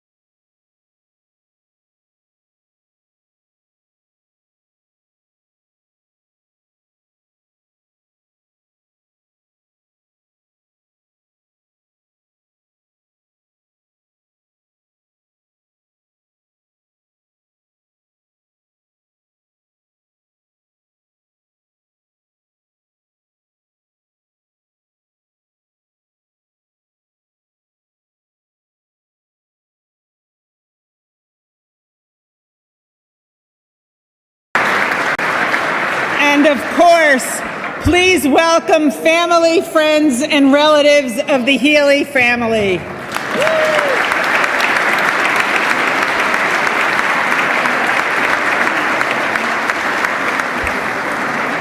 At this time, I request the posting of the colors. The colors will be posted by soldiers of the 1st Battalion, 181st Infantry Regiment, Massachusetts Army National Guard.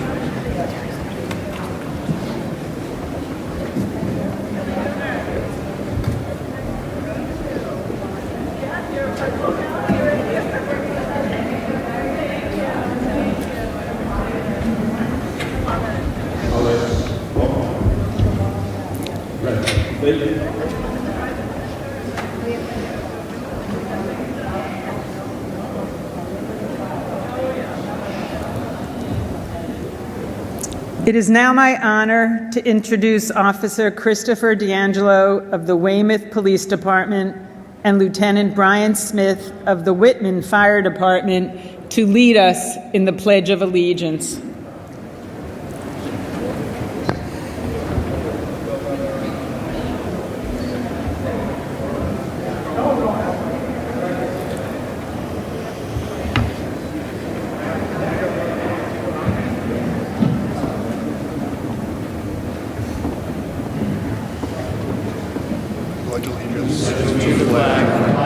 United States of America, and to the republic for which it stands, one nation, under God, indivisible, with liberty and justice for all. Thank you all. Thank you for your service. Thank you.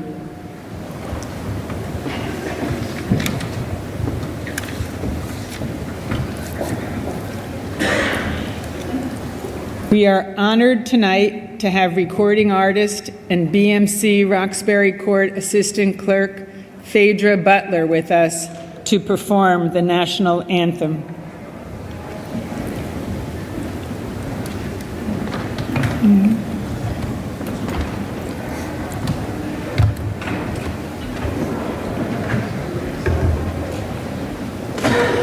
Oh, say, can you see by the dawn's early light what so proudly we hailed at the twilight's last gleaming, whose broad stripes and bright stars through the perilous fight, oh, the ramparts we watched were so gallantly streaming,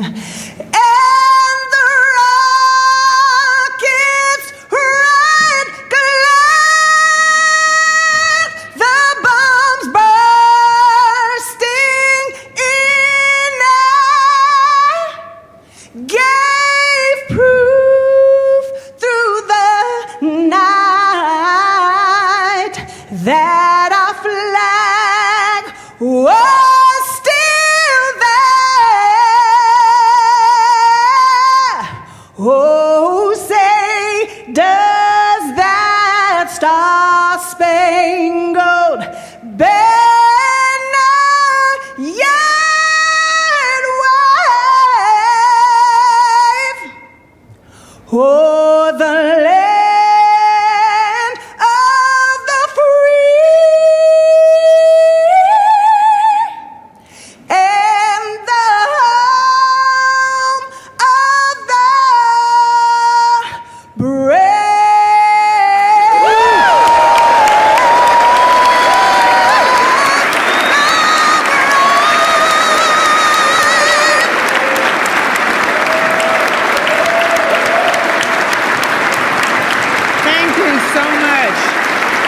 Thank you, Phaedra. Beautiful, beautiful voice.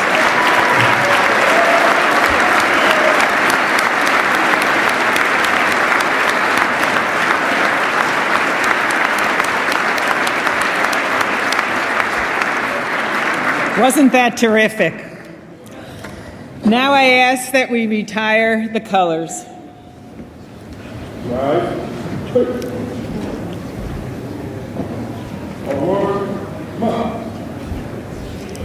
As the group departs, let's all give a great round of applause and thanks to the soldiers of the 1st Battalion, 181st Infantry Regiment.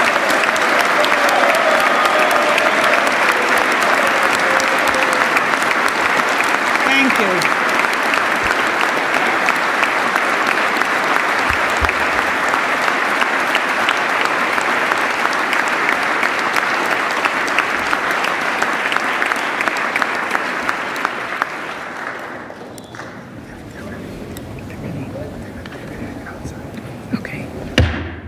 The joint convention will come to order.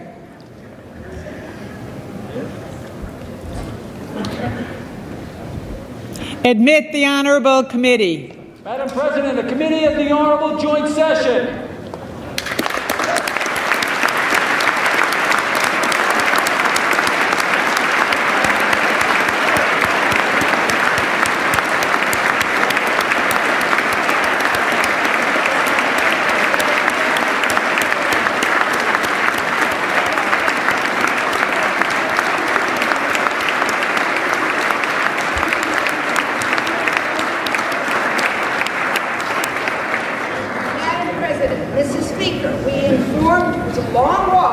But we did inform the governor that we were ready, and she is ready as well, and will be along momentarily. Well, the whole chamber thanks this honorable committee for their hard work and long walk. We hope it was enjoyable. Thank you for your vital service, and you are dismissed. Thank you.